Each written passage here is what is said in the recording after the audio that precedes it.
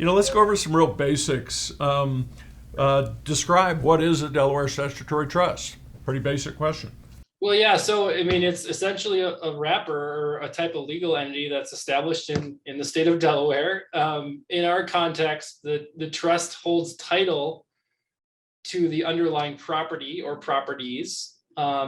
Investors are beneficiaries of the trust. They will be entitled to the revenues of the trust and ultimately the assets when the trust terminates.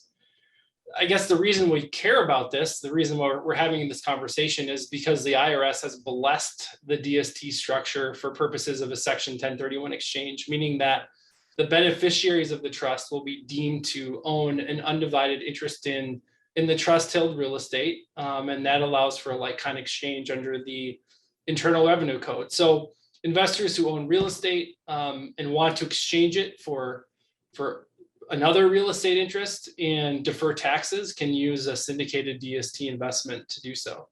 So what kind of, what's the range of products that you see going in? I mean, certainly apartment buildings, warehouses, that kind of thing. Are there any unusual assets that you see in a DST structure? Yeah, I think some kind of real estate asset classes work better in a DST structure than others, but as you mentioned, we see all kinds. The major asset class right now is multifamily. It makes up about half the market, in part because the market believes in the multifamily thesis over the long term. But we see plenty to live somewhere. That's true. Yep.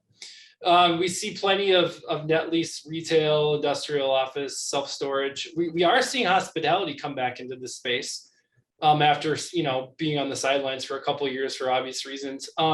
Some of the more esoteric ones that you might be asking about, we're seeing some sub-asset classes that are emerging, like manufactured housing communities, student housing, senior living. Those are all offshoots of multifamily. We're seeing life sciences as sort of a sub-asset class of industrial. I wouldn't be surprised if someday we see telecommunications or cell phone antenna towers as part of these structures. You see those in the alts, that's for sure. Yeah. And I mean, all you technically need is an interest in real estate.